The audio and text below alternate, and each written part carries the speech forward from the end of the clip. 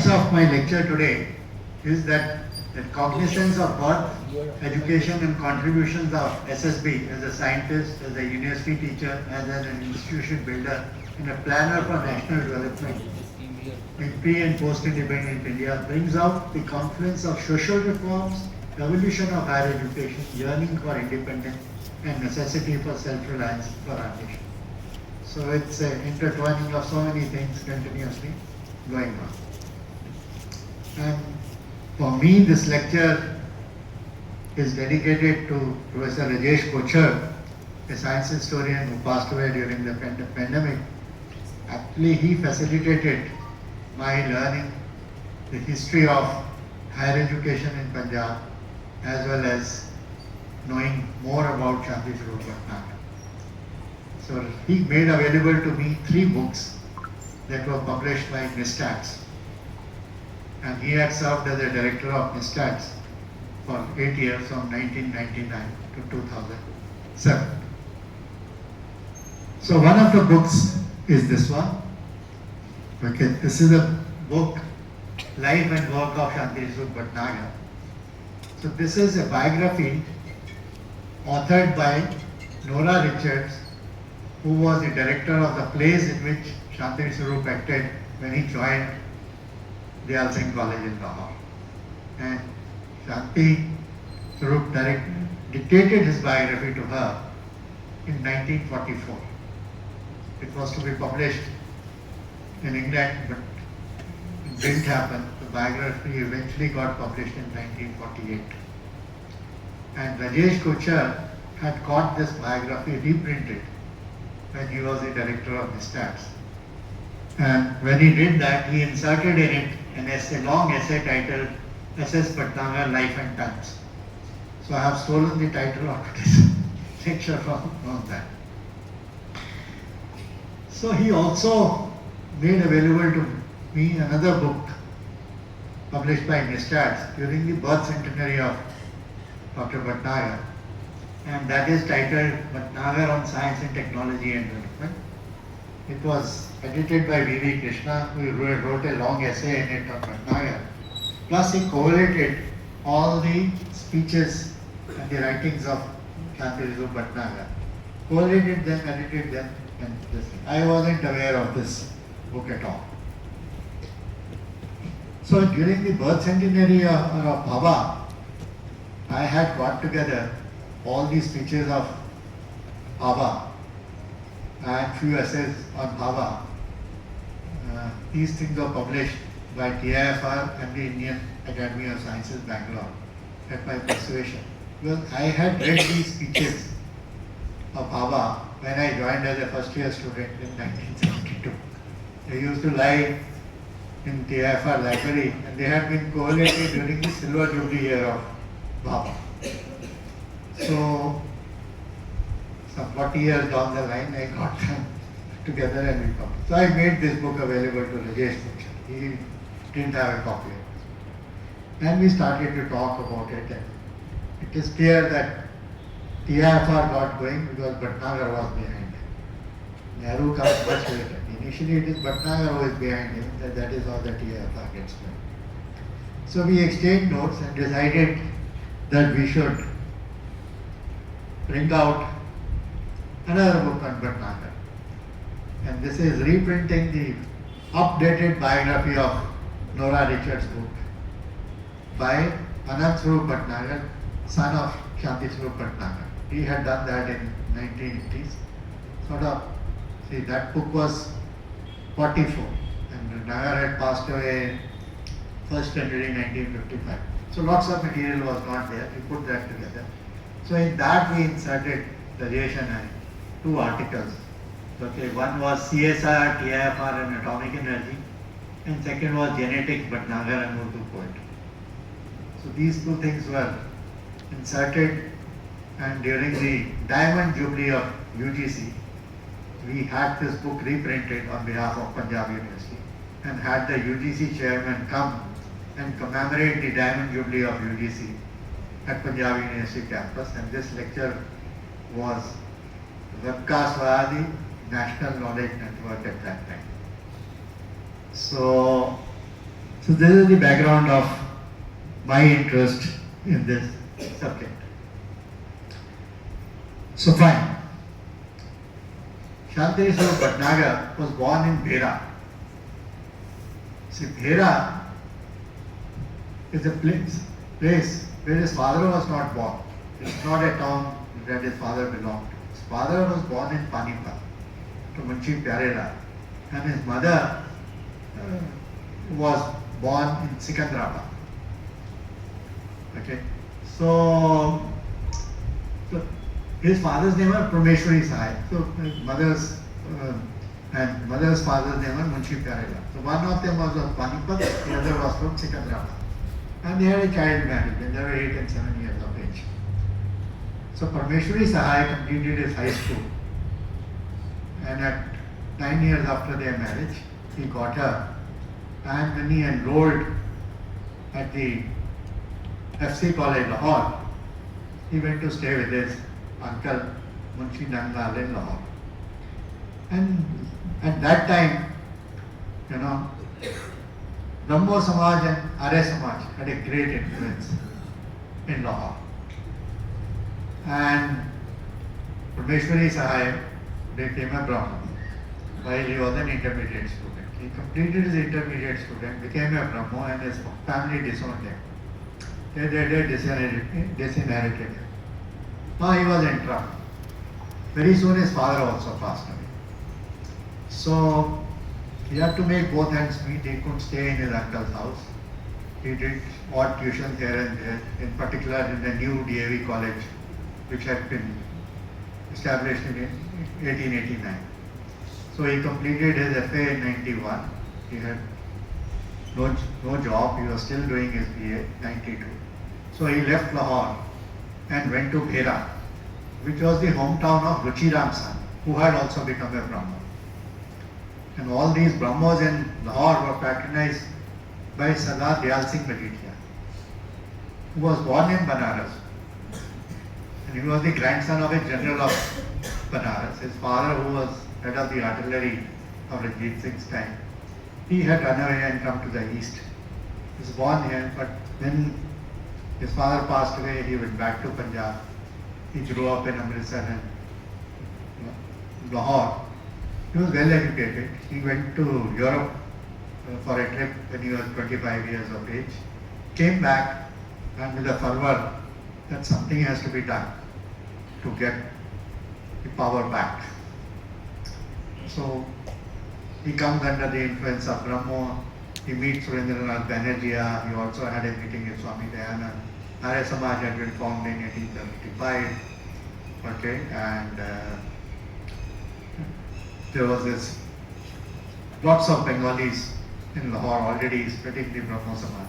So he's Majeethia subscribed to Brahmo Samaj.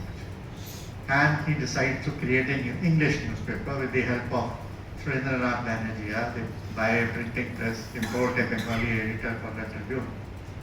And the idea is that in Punjab, people wanted a university. The government college was to be raised to the level of the university by bifurcating the domain of Calcutta University.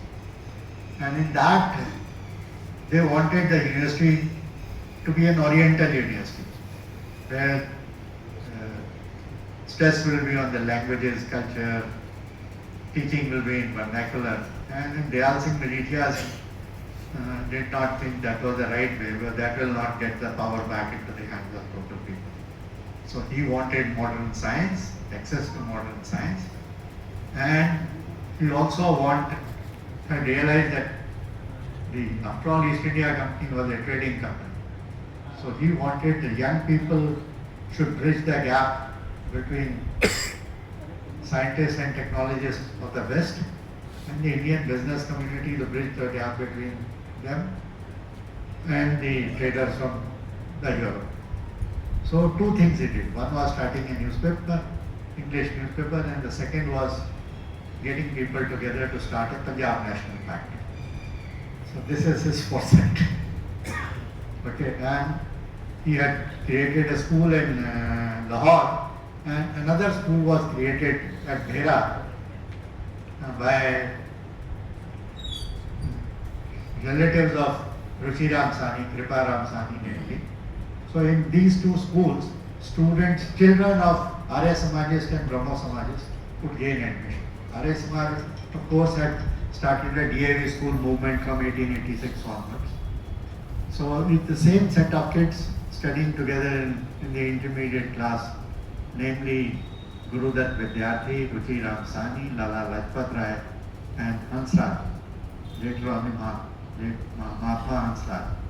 So they were all together. Initially they are influenced by Brahmo Samaj, then Ruchi Ram Sani, the Brahmo Samajis, rest of them become Arya Samaj. Long story, that's a different story. But this is how Parmeshwari Sahai shifts from Lahore to Bhera. Okay, so Bhera is not an ordinary place. This is a city which has existed from ancient times. Okay, so it was a great center of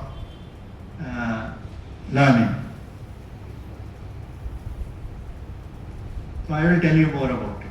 So Shanti Swarup, father completes BA while he is teaching as a second master in Bhera. He had also a worker of the Congress party. But unfortunately, when Shanti was just 8 months old and his father was 22 years of age, he suddenly passed away. Oh, his mother had no option. He had an elder sister, 2 years elder than him, and another child was on the way. So his mother took all the two children and the third one to be born, and they went away to Secunderabad to live with her father, okay, Pyareda, Munshi Pyareda, who was an engineer who had studied at College of Civil Engineering, Roorkee. So he was well off, and he was also running a Anglo-Vedic school there, amongst other things. So at Secunderabad, Shanti first goes to a madrasa Maktab and later on to this Anglo-Vedic school.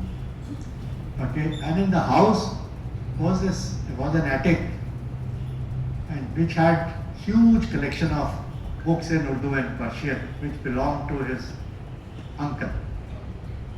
So it was Munshi Hargopal, who was a contemporary of Mirza Ghalib. Okay, and this guy had huge collection of books. He had passed away in 1879, but the collection of books were there, and Shanti used to get it.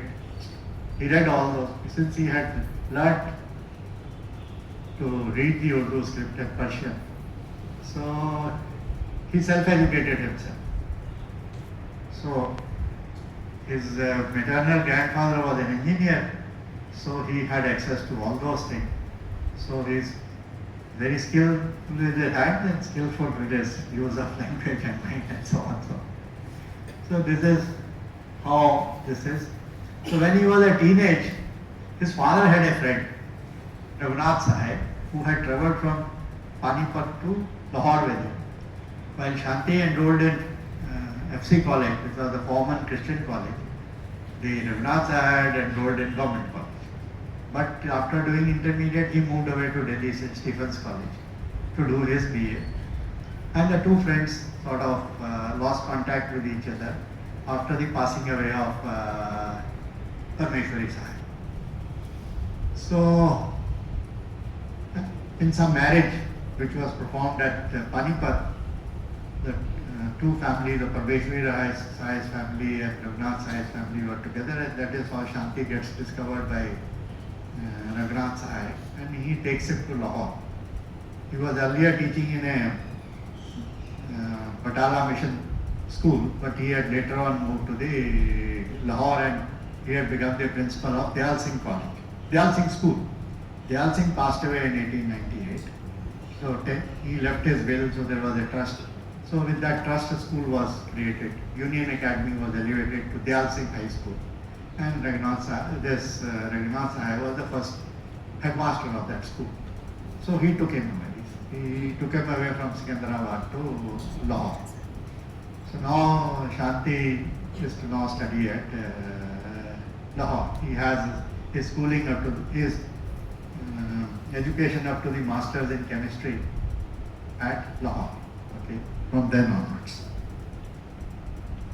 So this is Dayal Singh Majeethia for you. I have already told you a little bit about him. And as recent as 1st of February, no, I have written it wrong. It should be, it is not 1st of February. And then Vora wrote, who is the present trustee of the Tribune, he writes, that Majeethia was philosophically inclined, spiritualist and visionary nationalist leader who invested all his wealth in supporting the national freedom struggle and providing greater opportunities for education of Punjabi youth. So you can see what the purpose is. There is a hidden long agenda. And he passed away 1898, but the agenda has to continue. Okay? And Dayal Singh Majeethia. So these are the 4 students, Ruchiram Sani, Guru Dutt Vidyarthi, Hansraj and Lakshman Ram. So Guru Dutt was a great Arya Samaj leader. He lived only for 26 years. His memory was as great as that of Vivekananda. If he had lived longer, his influence on India would have been as much as that of Vivekananda. He was that voracious a leader and fantastic memory he had. So he is actually the founder of DAV school and so on. He had created an Arya Samaj Science Institute on the lines of IACS created by Mahendralal Sarkar in 1876 in Calcutta. So Arya Samaj Science Institute was created as early as 1884. But he didn't live long, he was born by 1890. So promotion of science was left to Ruchiram Sani. Both of them were the only MAs in Punjab in the 19th century. One of them did MA in chemistry in 1885, the other in 1886. Both of them were given jobs by government college. One passed away, the other lived. But after that, till the year 1902, nobody did an MA in physics or chemistry at all. So okay, so this is Bhera for you. It is on the banks of River Jhelum. Can we switch on this light? Panipat also is on Shershah Suri Mark. Why I am emphasizing Shershah Suri Mark? Because there is a Shershah Suri mosque which was built by Shershah Suri in 1540 at Bhera. Okay, even today, since it was attacked by Alexander, Ghazni, Genghis Khan, Babur, Shershah Suri, Ahmad Shah Abdali, destroyed many times. But the old town still exists and it is sort of advertised. Tourists are taken to a tour of the old town. And in that old town, okay, Ashok Sani has identified the locations of house of Ruchiram Sani, Parmeshwari Sahai, Dayaram Sani, Bhisham Sani, in this Saniya Wala Mohalla. There is a Saniya Wala Mohalla, Sethiya Wala Mohalla, Koliya Wala Mohalla, all there. Okay. So, and residents of Pipa rose to become scientists, judges, writers, actors, doctors, entrepreneurs. You can see these names and realize that these statements are all true. Okay. BHU used to award a gold medal, ancient Indian history, arts and culture and archaeology. This department used to give a gold medal in the name of Dayaram Sani.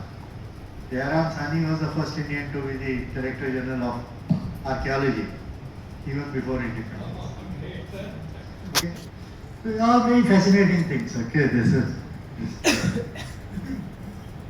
So this is mosque and this is Munshi Hargopal alias Mirza Tafta. Mirza Tafta is a title which Ghalib gave to Tafta. He was a favorite student of Ghalib. And I read few days ago in the Wikipedia, there is some collection of more than 800 letters that the Ghalib had left. Out of that over 800 letters, 120 of them are addressed to Mirza Tafta. So they are available in some archives in Delhi. So, fine. So Bhera is today a town in decay. Okay. It is still an important town. Lots of trade routes pass through it. Lot of trading happens, but the old town is decaying. Okay. So there is I listened to this Yaad Baki Hai. There is a nazam I listened to a few days ago on YouTube. And this also I found in Wikipedia.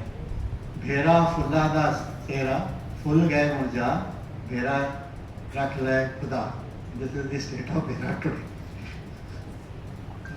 Because the old town nobody wants to preserve, because all those people have left. Delhi has a Bhera enclave. People who left Bhera and crossed over to India and came as refugees to Delhi, there is a Bhera enclave. There is a Bhatnagar International School in Bhera enclave in Delhi.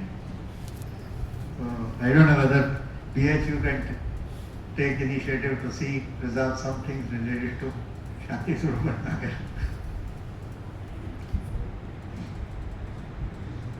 So alright, so in Lahore, once he enters a competition, gets a scholarship to do high school.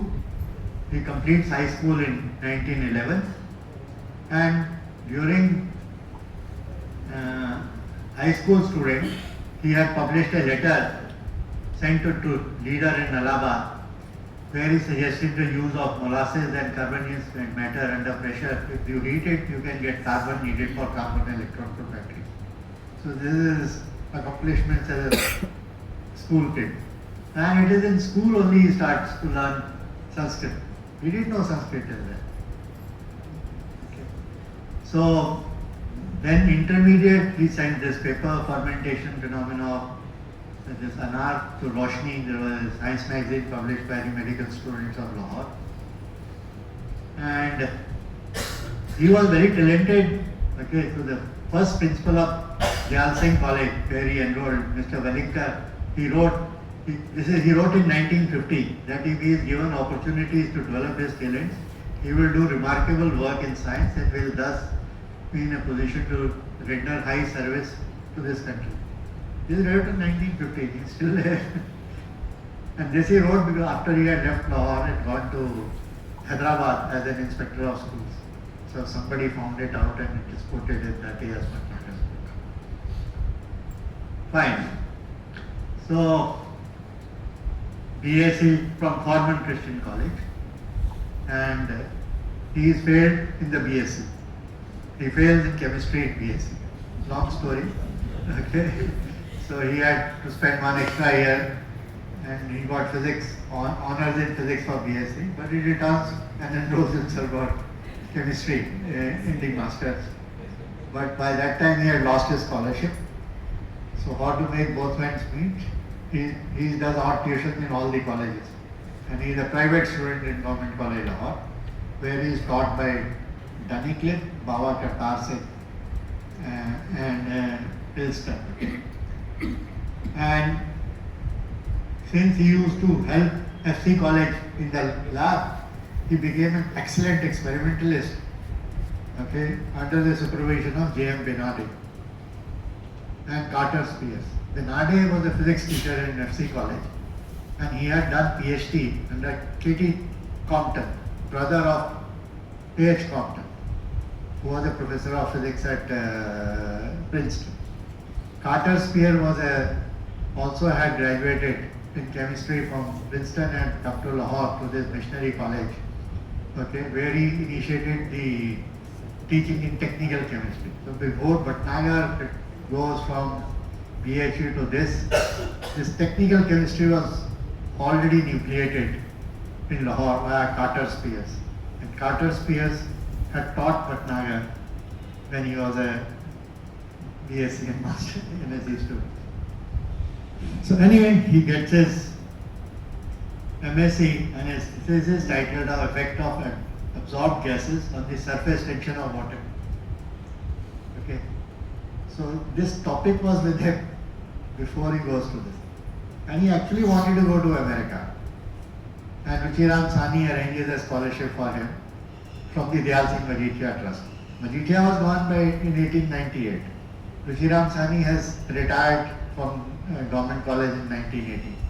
1990, he as a trust, one of the 3 trustees of Dayal Singh Trust, he arranges this travelling fellowship, and this guy is on his way to America. He doesn't reach America at all because he couldn't get a berth in a ship to go from England to America. So then he stayed in London and enrolls for doing a PhD in chemistry undergraduate honor at University College London. So, alright, so Nora Richards. So Nora Richards was the wife of a professor of English at Singh College. So when he was an intermediate student, the couple had arrived. And he started to, they invited her to direct their plays, and Shanti played a role of female characters in Nora Richards plays. She set up some competition to write plays. So this guy writes a play, Karamat in Urdu, which gets the first prize. Play is not allowed to be staged in the college, so Nora Richards created a dramatic society, Saraswati Dramatic Circle, in which Shanti's play was eventually staged. He remained in contact with her throughout her life, but she lost her husband, went back to England, but after a year she came back to India and settled down in Himachal Pradesh at Andretta and started, eventually emerged as the Zarina of culture and Punjabi culture and drama in Punjab. So, she became a great woman, and Shobha Singh was trained under him, Balwant Gargi was trained under him, Jayadayal was trained under him. Everybody was, once in a year she used to hold the this drama festival at Andretta. All the actors from Bombay used to go there because Prithvi Raj Kapoor was a student of Dayal Singh. Jayadayal, who was a student of her father, her husband, and so on. So, okay, in 2019, this play was staged in Tagore Theatre in Chandigarh. Okay. And it was advertised that audience will enjoy knowing her relationship with J.C. Nanda, Bhatnagar and Jayadayal. And Jayadayal, this Prithviraj Kapoor was this Jayadayal's student at Government College. So this play, I know this playwright, so if you ever have interest in having the play done in BHU, you are welcome to contact me. He still stays in Mohali near Chandigarh. So okay, coming back to it. So in Donan's lab, he meets J.C. Ghosh and J.N. Mukherjee. J.C. Ghosh and J.N. Mukherjee is a well-known name in chemistry. They had done their PhD from Presidency College, and they were in UK to do a second PhD. Shanti Swarup is there to do his first PhD. And Meghnad Saha is also there in London at that time as a postdoc on a Premchand Royson Travelling Fellowship. So all these people are there in Lahore at that time together when they are in early 20s. Shanti was the first to complete his PhD. He wrote 7 solo authors papers, 1 joint paper and a thesis in just 1.5 years. And William Bragg was his thesis advisor.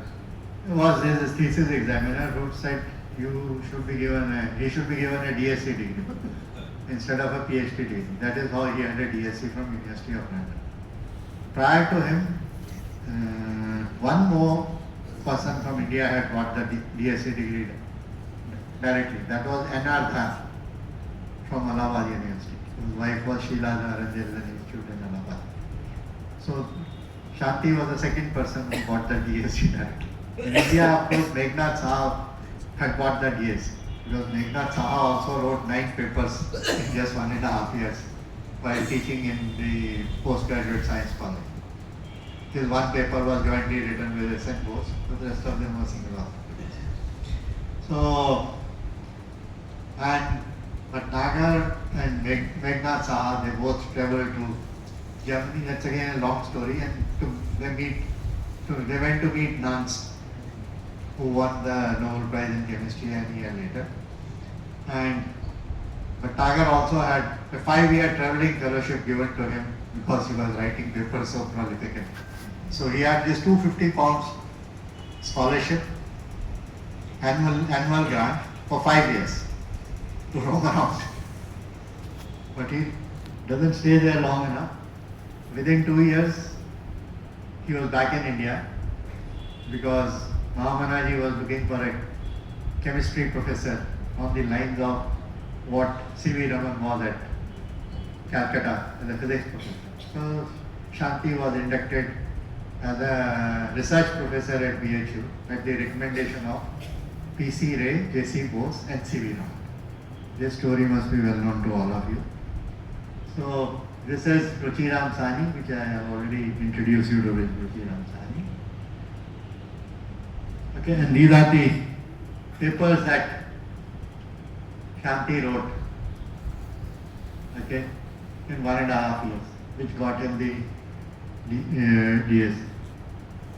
Okay, similarly, these are Saha's 9 papers. Only one of them was jointly written with both, which got him his DS. And this is Eknath Saha and this is Shanti Bhatnagar when Acharya Praful Chandra Ray is visiting London after he was made Sir Acharya Praful Chandra Ray in 1990. So this is P.C. Ray, Saha, Bhatnagar, this is Fowler, with whom Saha was spending a little time. This is J.N. Mukherjee. Okay, this is D.N. Malik, this is Donald. So this photograph came into surface only in 2019 when INSA published a book on Meghnad Saha, on 125 years of Meghnad Saha.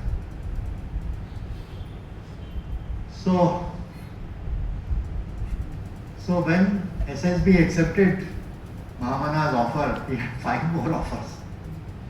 One from Forest Research Institute, Dehradun, Principal of Dayal Singh College, Railways, J.C. Bose Institute in Calcutta, and Ashutosh Mukherjee also offered him a professor of physical chemistry at Calcutta.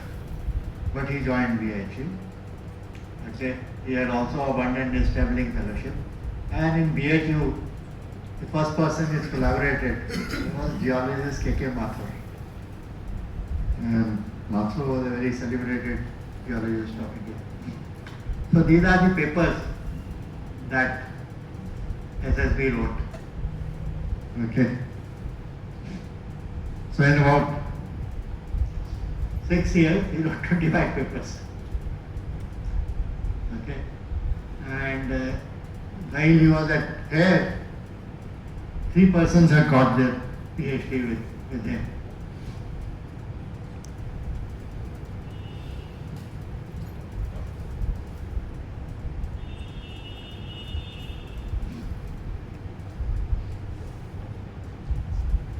Sorry. 25 papers, and at Lahore, his productivity was more because every topper of BSc Honours School, for MSc, you have to write some thesis, and that thesis was written with Shanti Bhatnagar. So all the toppers were with Bhatnagar. Okay, so that is why he groomed so many good people, and they did that quality of work. And he offered consultancies to one and all. Gangaram, he offered consultancy. Lala Shriram of DCM, he offered consultancy. JK Mills, Ganesh Floor Mills, Tata Oil Mills, everybody sought. And chemistry was a big discipline at Lahore. There were 3 professors. There was Dunnicliffe, okay, and then J.N. Ray, who came a little later. So inorganic chemistry, physical chemistry, organic chemistry, 3 professors. Carter Spears was there, Yajnik was also there. Okay, and even this K. Venkatraman also passed through Lahore. Before he went to Bombay University's Chemical Engineering Department, he was at Lahore. So they were all colleagues of Shanti Swarup. And he offered consultancy to Messrs. Steeds. And this is well known. This is a folklore how he said, add gum to the mud so that the mud will not coagulate and the drill bit will not break. So the Attack Oil Company could explore oil in Punjab. And for this consultancy, he was given 1,50,000 rupees every year. So with that 1,50,000 rupees, he instituted 6 studentships. The lab was also supported. He also opened an institute of petroleum research where 2 Englishmen were employed to work for this petroleum company. So few years down the line, this 1,50,000 was announced to 4,50,000 a year. So this was his legacy. So no wonder when the Second World War came and they were looking for someone to create Council of Scientific and Industrial Research, Shanti Swarup Bhatnagar was the natural first choice. So since he had made Meghnad Saha, when he made all the money, he didn't keep with him. Meghnad Saha, he says, you have hereby raised the status of university teachers in the estimation of the public, because he gave all the money away. Okay, he said India does not lack men earning millions, but a few of these millionaires were guided by the fine example set by a comparatively poor teacher. Things would be different, because there was no support that the Indian teacher scientists had in the university. This is the balance that he designed, built and patented with R.N. Mathur at Lahore. And this is a book that he wrote with K.N. Mathur. This book was reviewed by none other than C.V. Raman, P.C. Ray, even Stoner, the grand old man of magnetism, the book on magnetochemistry. And he also applauded this book. So this is the kind of adulation that he had as a teacher, as an innovator. So prominent students of K.N. Mathur, Jain, Seth, Bashir Ahmed, B.S. Bass, Brahm Prakash, he is the India's uranium fuel man after independence. So he did PhD with Bhatnagar at Lahore in 1938. Later on, he is Baba's man to produce uranium fuel for India. So Gangaram, he had Daya Kishan Kaul, he had left. Daya Kishan Kaul is the great grandfather of Justice Sanjay Kaul, who retired as a judge of the Supreme Court a few months ago. So Lala Lajpat Rai, I have. So other people that he moved around were Lala Lajpat Rai, Muhammad Iqbal, Fazlur Rahman, Sikandar Hayat Khan was a great leader of, political leader of Punjab. So all of them were knighted. So Bhatnagar also gets knighted in 41. Okay, and so A.H. Compton had visited Lahore in 1927, and Shanti Swarup Bhatnagar had accompanied Compton to do cosmic ray research at Gulmarg. So this is the kind of a legacy that he has. Okay, so this is the assessment of Bhatnagar as a scientist by none other than T.R. Seshadri, who was the chemist of India soon after Indian independence. He says, yes, Bhatnagar worked in the field of emulsions. His work is fully described in this book. Later in another book, he says, but SSB was responsible for the following generalization: all emulsifying agents with an excess of negative ions on them and wetted by water will yield oil in water emulsions, while those having excess of absorbed positive ions and wetted by oil will give water in oil emulsion. So this is, so lots of nice things said about assessment, technical assessment of Bhatnagar's work. So now let's move on to Bhatnagar as a planner for development of India. So in 1930, Raman gets his Nobel Prize in 1930. Saha created the Academy of Sciences, and this confidence gave Raman and J.C. Ghosh sought the creation of Advisory Board for Scientific Research in India, which the Viceroy did not agree. Okay, and when the Second World War comes, and the English factories and labs are being bombed, it is at that stage the colonial government reached out to the teacher scientists of India to create the CSIR. So Bhatnagar was chosen to the first director of Board of Scientific and Industrial Research. He was moved from Lahore to Calcutta. At Calcutta, once he reaches, so he knew all these big colleagues from the age of 20s.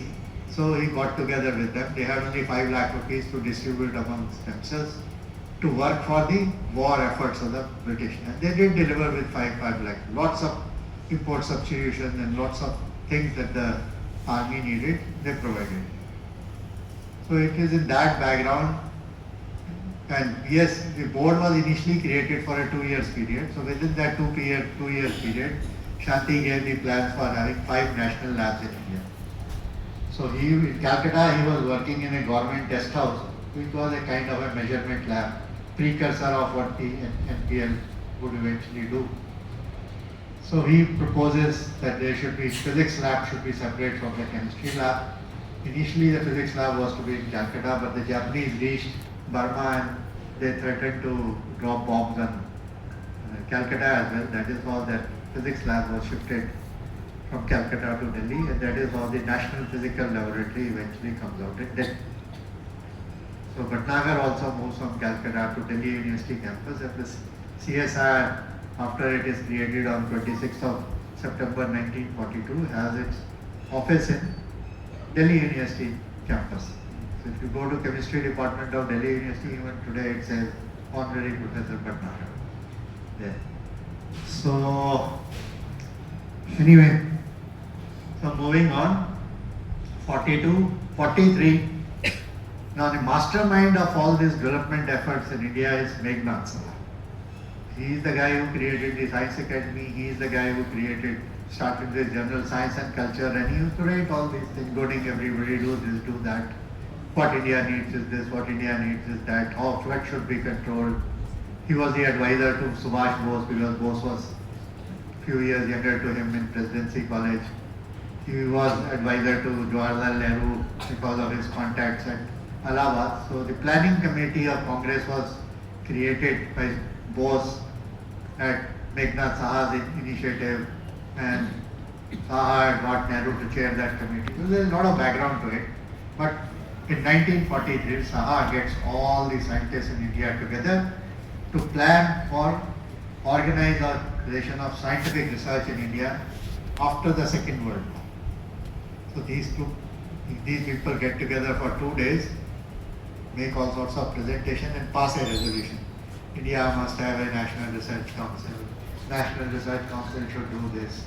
It takes 80 years before we get ANRF in September of 2023. But it is articulated as early as September of 1940. 80 years it takes, whatever they had stated. So now they have stated that somebody should accept it. So then Saha persuade Bhatnagar to invite A.V. Hill. Krishnan got FRS in 40, Baba got FRS in 41, Bhatnagar got FRS in 43, and they haven't signed the Royal Society register. So on that pretext, and anyway A.V. Hill wanted to come to India to enlist the Indian scientists in the war efforts. So this guy arrives in India in November of 1943, stays in Bhatnagar's house. Bhatnagar takes him all across the country, and he endorses, after seeing what's going on in India, what the capability of teacher scientists of India of that time is, he endorses whatever was told to him, submits a report to the Government of India, makes very specific recommendations what should be done in India after the end of the Second World War. And that is essentially the agenda for India. Okay, so this is Bhatnagar just before the meeting in September. So that is September 26, 27. On September 8, Bhatnagar says, he says, we must not forget only those nations will have a chance of survival who can not only produce and manufacture on a large scale, but also who are able to harness science and research in all-out effort to improve quality and introduce new ideas and features in products that they manufacture. He stated this in a meeting of Institute of Engineers. Okay. So, and he also says it is abundantly clear that the research will have to be subsidized and encouraged both by the state and the people on a very large scale. So he wants Sarkar and the industry to join hands. That is why it is Council of Scientific and Industrial Research. So anyway, so this is the symposium, and this was the purpose of that symposium. Okay. And it gave the idea of National Research Council. NRC was supposed to have 4 boards of research: scientific research, agricultural research, medical and public health, engineering research. Each of this was to make research committees, and they were to advise in which areas national labs should be opened and so on. So this is the agenda. Okay, and this is 43. Foundation stone of no national lab has been laid at that time. Anyway, so this is Bhatnagar's address in that symposium. He says, information relating to raw materials and processes developed during the war has to be collected, carefully assessed and applied to development of new industries. Shipbuilding, automobile, transport industries has to be attended to. India has to have a chemical industries, and you have to address to the tariffs. Trump is talking of tariff, but Bhatnagar talked of tariff as early as 43. Because you have to trade with the rest of the world. So all this has to be looked after. So a resolution was passed. This resolution was sent to all the other academies. So it's all, there is a consensus is generated. What happened? Okay, so this is the proceedings which are published in 44. I have a copy of it in my bag. If anyone has an interest, you can have a look at it. And in that, Bhatnagar talked of organization of scientific and industrial research in India. Saha talked of basic principles of organization of scientific research.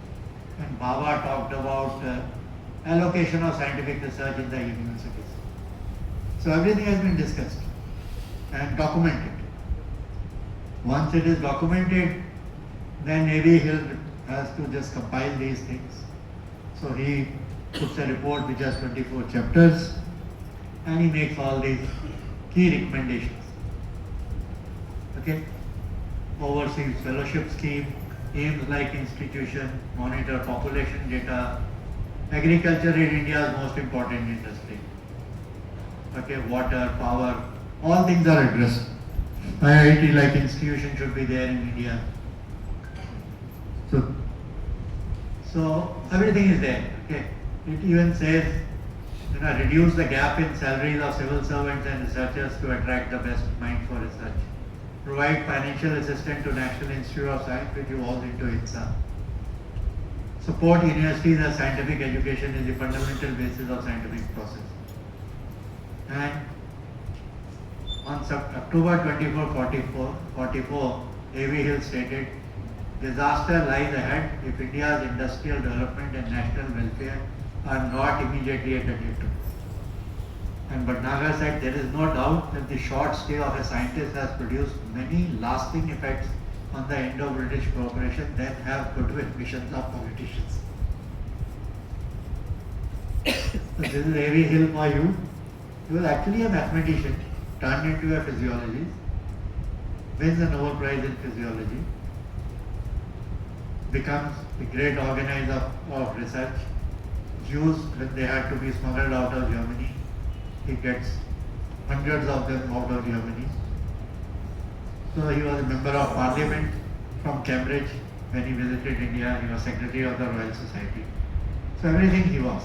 So Meghnad Saha ultimately becomes member of parliament from South Calcutta as an independent of the lines of what A.V. Hill was. So this is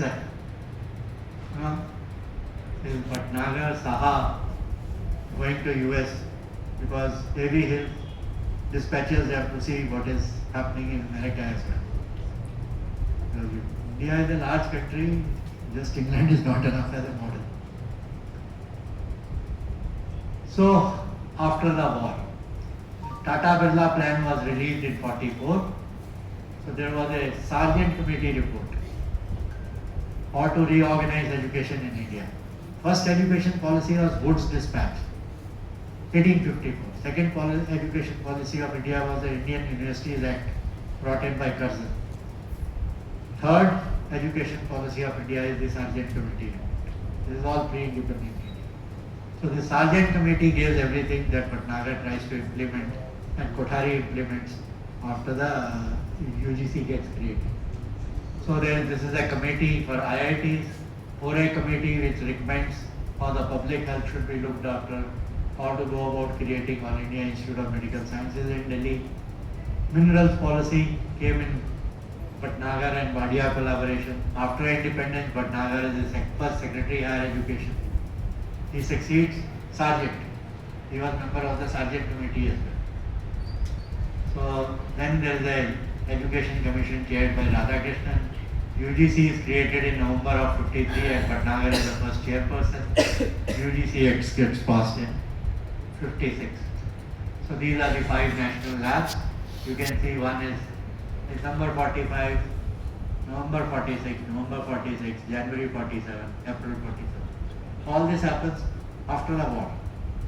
Conception is there in 42-43 itself.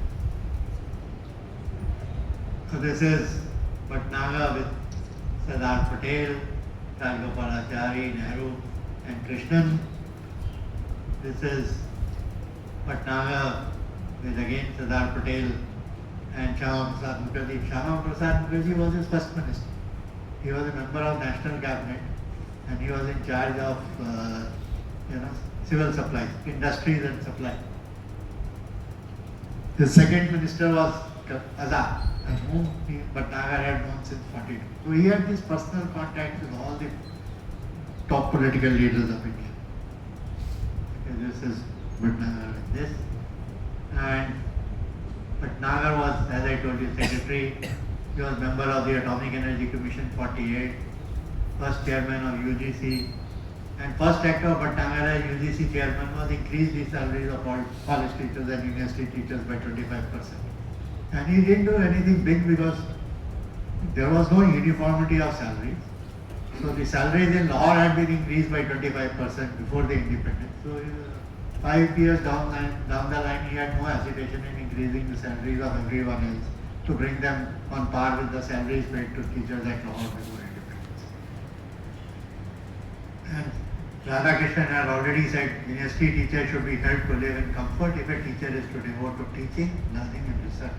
In 48, this was one of the recommendations of Radhakrishnan. So TIFR, was made into a national center for fundamental sciences. Again, Bhatnagar's thought. As a member. Atomic Energy Commission had only 3 members, Baba, Bhatnagar and Krishna. So he moves a resolution and gets it passed in the commission. The commission will not set up any laboratory for fundamental science. CSIR also will not set up any laboratory for fundamental sciences. Atomic Energy Commission also will not set up.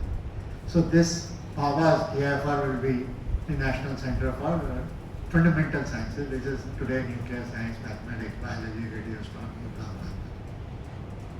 So even Vikram Sarabhai, PRL was supported by Bhatnagar from CSR. Because CSR was the funding agent of government of India. Atomic energy becomes the funding agent only in 1954. From 47 till 1954, everybody gets money only through Bhatnagar. So this is Bhatnagar's address on 1st January in TIFR. This is Baba, Bhatnagar, and center is PMS Blackett. He was the advisor to Nehru since 1946. So these 3 people decided which item has to be given priority out of so many items they had on the agenda. So this is Bhatnagar in 1st January 1954. The only missing person there is Meghnad Saha. Because Meghnad Saha had fallen out with Nehru once he became member of parliament and he was opposing him in the parliament.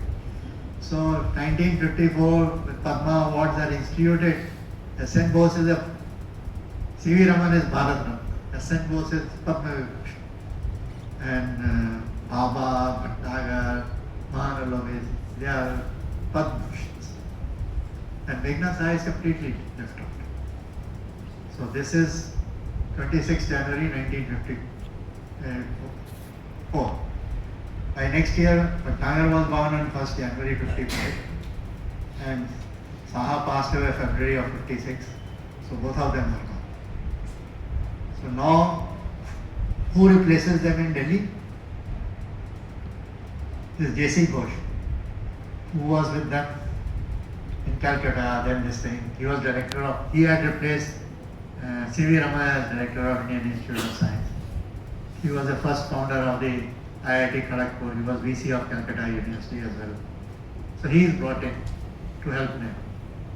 Other person who moves in to help Nehru is Mahanalavis. So these are the two people, but unfortunately J.C. Ghosh also doesn't live very long. So this leaves only Mahanalavis from that gang of people born in 1894 and helping Nehru. So this is Bhatnagar went to Pakistan Science Congress in January of 54. So there was a fight between two geneticists. One was Huxley, the other was Russian. Public debate. And after that, there was a dinner held by the Governor General, whom Bhatnagar knew very well. Bhatnagar was invited. This guy was getting bored in that dinner. So the seating plan, on the back side of it, he wrote this poem. So, grandson of Shanti Dhruv, Arun Bhatnagar, he actually gave me that seating plan, original of the seating plan. So I got that put in this book. Then I got that. So this is the transcription of what Bhatnagar wrote in Urdu. And this is the English translation of this. It's difficult to read it, but he says the idea of India and Pakistan as two separate nations emanated from our white-skinned British rulers and supreme deities. बाज अहले हिंद व अहले पाक का था ये ख्याल, चिट्टी चमड़ी वाले हाकिम अपने माई बाप थे. So it has 5 stanzas which are connected, and the last 3 stanzas are not connected with it, but this is what he wrote. He says,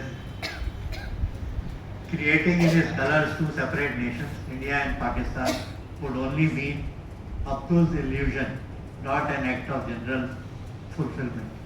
But I wasn't happy that India and Pakistan got separated. His house, he was born in Bera, he grew up in Lahore. Punjab University at Lahore was waiting for him to be the Vice Chancellor of the university before independence. Those things never happened. Jinnah tried to get him to Pakistan. But Bhatnagar had met Jinnah and Annie Besant when he returned in 1921 from London to Bombay.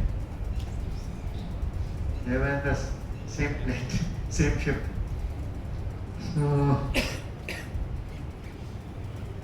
So when Bhatnagar passed away, Pandit Nehru said that he was a special combination of many things.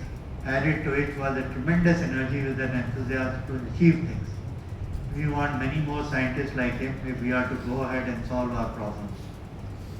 So this close relationship between Nehru and Bhatnagar, Raman called it Bhatnagar-Nehru effect, which actually later on transformed into Baba-Nehru effect. So Bhatnagar, Baba eventually fulfilled that agenda which all these people had got together to implement. So I got grandson of Arun Bhatnagar at Punjab University on February 21, 2013. There is a hostel in Punjab University named as Bhatnagar Hall. Nobody knows why Bhatnagar Hall. So why I got this inscribed outside the hall, so that everybody reads what it is. And we got Brother M.M. Sharma to deliver the first oration on Bhatnagar. So, thank you all for your patience.